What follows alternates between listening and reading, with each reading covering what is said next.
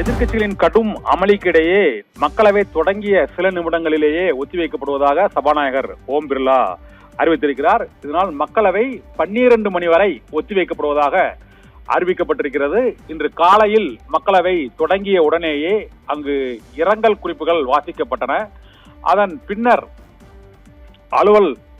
மக்களவையின் அலுவல்கள் தொடங்கிய சூழ்நிலையில் திமுக தரப்பில் மேகதாது தொடர்பாக விவாதிக்க வேண்டும் என ஏற்கனவே அளித்த நோட்டீஸ் தொடர்பாக இன்று விவாதிக்க வேண்டும் என வலியுறுத்தினர். இதே போல காங்கிரஸ் கட்சியின் எம்பிக்கள் இன்று நீட் விவகாரம் தொடர்பாக அதில் பல்வேறு முறைகேடுகள் மற்றும் தவறுகள் தொடர்ந்து நடைபெறுவதால் அது குறித்து ஒத்திவைத்து விவாதிக்க வேண்டும் என காங்கிரஸ் தரப்பில் நோட்டீஸ் அனுப்பப்பட்டிருந்தது. 2 கோரிக்கைகளும் ஏற்கப்படாத சூழ்நிலையில் திமுக எம்பிக்களும் காங்கிரஸ் கட்சியின் எம்பிக்களும் வெவ்வேறு கோரிக்கைகளுக்காக அங்கு சபாநாயகரின் இருக்கை முன் அவர்கள் முழக்கங்களை எழுப்பினர். பல முறை அவர்களை அமைதியாக்குமாறு சபாநாயகர் ஓம் பிர்லா வலியுறுத்தியும் அவர்கள் அமைதி காக்கவில்லை என்பதால் திமுக மற்றும் காங்கிரஸ் உள்ளிட்ட எதிர்க்கட்சிகள் தொடர்ந்து அமளியில் ஈடுபட்டதால் 12 மணி வரை நண்பகல் 12 மணி வரை மக்களவை ஒத்திவைக்கப்படுவதாக அறிவிக்கப்பட்டிருக்கிறது.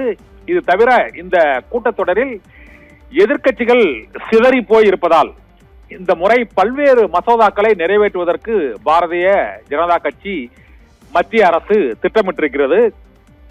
இந்த திட்டம் ஈடேறுமா என்ற கேள்வியோடு தான் இன்றைய நாடாளுமன்ற கூட்டத்தொடர் இன்று கூடியிருக்கிறது. முக்கியமாக ஒரு 8 மசோதாக்களை நிறைவேற்றுவதற்கு சிவசேனா மற்றும் திரிணாமுல் காங்கிரஸ், திமுக உள்ளிட்ட கட்சிகள் இப்பொழுது காங்கிரசுக்கு ஆதரவாக இல்லாத ஒரு சூழ்நிலையிலும் அதிருப்தி எம்எல்ஏக்கள் ஒரு 20 திரிணாமுல் காங்கிரஸ் கட்சியின் எம்பிக்கள், இதே போல சிவசேனாவின் உத்தவ் தாக்கரே பிரிவை சேர்ந்த ஒரு 6 எம்பிக்கள், இதே போல தேசியவாத காங்கிரஸ் கட்சியின் சுப்ரியா சுலே தலைமையிலான ஒரு 8 எம்பிக்கள் உள்ளிட்டோர் இந்த முறை வாக்கெடுப்பில் பங்கேற்காமல் புறக்கணிப்பு அல்லது அந்த வாக்கெடுப்பில் பங்கேற்காமல் இருந்தால் இந்த மசோதாக்களை 3/2 பங்கு மெஜாரிட்டியுடன் நிறைவேற்றுவதற்கான வாய்ப்பு வரும் என்பதால் இந்த கூட்டத்தொடர் மிகுந்த முக்கியத்துவம் வாய்ந்த கூட்டத்தொடராக மத்திய அரசுக்கு பார்க்கப்படுகிறது. என்றால் கடந்த முறை தோற்கடிக்கப்பட்ட தொகுதி மறையறை மசோதா இந்த முறை அது நிறைவேற்றப்படும் என எதிர்பார்க்கப்படுகிறது. மக்களவையில் மொத்தமுள்ள 543 எம்பிக்களில் அறுதி அந்த 3/2 பங்கு பெரும்பான்மை பெறுவதற்கு 360க்கும் மேற்பட்ட வாக்குகள் தேவைப்படுகிறது. இதே போல மாநிலங்களவையில் 163க்கும் மேற்பட்ட வாக்குகள் தேவைப்படுகிறது. கடந்த முறை மாநிலங்களவையில் 54 வாக்குகள் வித்தியாசத்தில் தொகுதி மறுவரையை மசோதா தோற்கடிக்கப்பட்டது. இந்த முறை அதை ஈடு செய்யும் வகையில் அதிருப்தி திரிணாமுல் காங்கிரஸ் கட்சியின் எம்பிக்கள், அதிருப்தி சிவசேனாவின் உத்தவ் தாக்கரே பிரிவு எம்பிக்கள் மற்றும் திமுக எம்பிக்கள் புறக்கணிப்பு ஆகிய வியூகத்தோடு இந்த முறை அந்த தொகுதி மறுவரையறை மசோதா உள்ளிட்ட அதையும் மகளிர் இடஒதுக்கீடு மசோதாவையும் இணைத்து நிறைவேற்றப்படும். அந்த 130வது சட்ட திருத்த மசோதா, 131வது சட்ட திருத்த மசோதா ஆகியவற்றை இந்த முறை நிறைவேற்றி விடலாம் என்ற திட்டத்தில் பாரதிய ஜனதா கட்சி செயல்படுகிறது. இருந்த போதிலும் இன்று மக்களவை தொடங்கிய உடனேயே திமுக மற்றும் காங்கிரஸ் உள்ளிட்ட எதிர்க்கட்சிகள் நீட் விவகாரத்திலும் மேகதாது விவகாரத்திலும் முழக்கங்களை எழுப்பி இப்போது அவை நடவடிக்கைகள் ஒத்திவைக்கப்பட்டிருக்கின்றன. மாநிலங்களவையில் இன்று தேசபக்தி பாடலான வந்தே மாதரத்தை அவமதிப்பவர்களுக்கு சிறை தண்டனை அளிக்க வகை செய்யக்கூடிய மசோதாவை உள்துறை அமைச்சர் அமித்ஷா தாக்கல் செய்வார் என எதிர்பார்க்கப்படுகிறது. அந்த மசோதா இன்று தாக்கல் செய்யப்படும். அந்த மசோதா மீது உறுப்பினர்கள் பேசுவார்கள். அதன் பின்னர் அது நிறைவேற்றப்படுவதற்கான வாய்ப்பு இருப்பதாக கருதப்படுகிறது. இது தவிர வருமான வரி திருத்த மசோதா மற்றும் பிறப்பு மற்றும் இறப்பு திருத்த மசோதா, உச்சநீதிமன்ற நீதிபதிகளின் எண்ணிக்கை திருத்த மசோதா, அந்நிய பங்களிப்பு முறைப்படுத்தல் FCRA திருத்த மசோதா உள்ளிட்ட பல்வேறு மசோதாக்களும் இந்த கூட்டத்தொடரிலேயே தாக்கல் செய்யப்படும் என எதிர்பார்க்கப்படுகிறது. அரசியலமைப்பு சட்டத்தில் திருத்தத்தை மேற்கொள்ளக்கூடிய வகையில் உள்ள மசோதாக்களை 3/2 பங்கு பெரும்பான்மை இருந்தால்தான் நிறைவேற்ற முடியும்.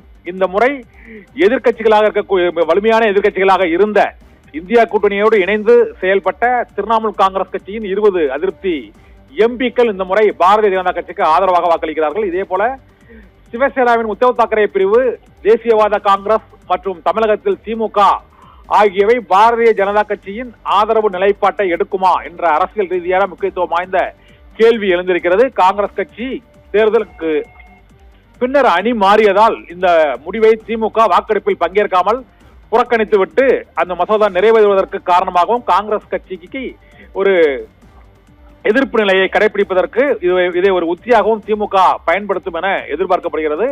அது தொகுதி மறுவரை மசோதா, மறுவரை மற்றும் மகளிர் இடஒதுக்கீடு திருத்த மசோதா ஆகியவை அவையில் தாக்கல் செய்யப்படும் போது திமுகவின் நிலைப்பாடு என்ன, காங்கிரஸ் எடுக்கும் நிலைக்கு ஆதரவாக இருக்குமா, எதிராக இருக்குமா, புறக்கணிக்குமா என்பது அரசியல் ரீதியாக மிகுந்த முக்கியத்துவம் வாய்ந்ததாக கருதப்படுகிறது. இதனால் மத்திய அரசு பல சர்ச்சைக்குரிய மசோதாக்களை இந்த நாடாளுமன்ற கூட்டத்தொடரிலேயே நிறைவேற்றி விடுவதற்கான திட்டத்தில் இருக்கிறது. அனைத்து எதிர்க்கட்சிகளும் சிதறி போய் உள்ள சூழ்நிலையில் அதை பயன்படுத்தி ஆம் ஆத்மி முதல் ஆம் ஆத்மி, சிவசேனா, திரிணாமுல் காங்கிரஸ் மற்றும் தமிழகத்தில் திமுக அங்கு ஆட்சியை இழந்த போதிலும் 22 எம்பிக்கள் மக்களவையில் அவர்களுக்கு ஆதரவாக இருக்கக்கூடிய இந்த சூழ்நிலையில் மாநிலங்களவையில் ஒரு 8 எம்பிக்கள் திமுக எம்பிக்களும் இருக்கக்கூடிய நிலையில் முக்கியமான மசோதாக்களை நிறைவேற்றுவதில் திமுக எம்பிக்கள் புறக்கணித்தால் அன்றைய எம்பிக்களின் எண்ணிக்கையை வைத்து 3/2 பங்கு பெரும்பான்மையுடன் அதை நிறைவேற்றுவதற்கான வாய்ப்பு ஏற்பட்டுவிடும் என்பதால் இந்த கூட்டத்தொடரின் ஒவ்வொரு நாளும் அந்த மசோதாக்கள் தாக்கல் செய்யப்படக்கூடிய